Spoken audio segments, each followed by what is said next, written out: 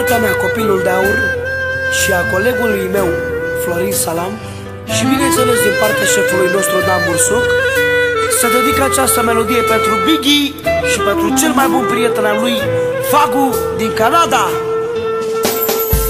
Greu e să fii singur pe lume, durerea să n-ai cui spune, să nu te ajute nimeni, să fii străin ca pasărea.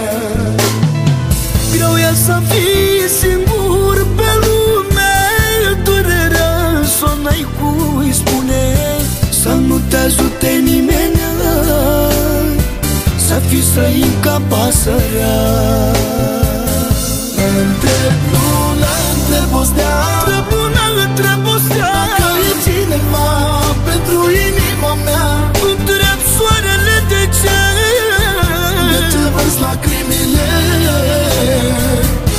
Întreb luna, întreb o stea, întreb luna, întreb o stea, dacă e cineva pentru inima mea. Întreb soarele de ce vărs lacrimile.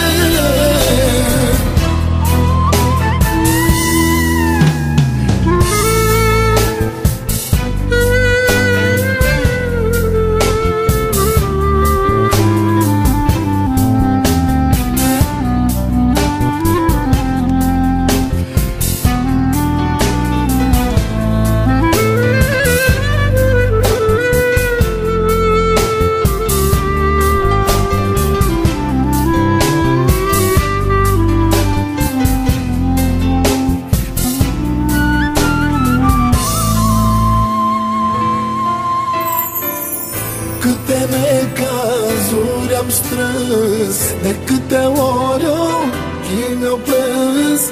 Nimănui în lumea asta nu-i pasă de viața mea.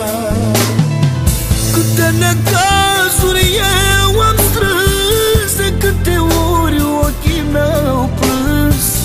Nimănui în lumea asta nu-i pasă de viața mea. Întreb luna, întreb o stea, întreb luna, întreb o stea, dacă e cineva pentru inima mea. Întreb soarele de ce vărs lacrimi.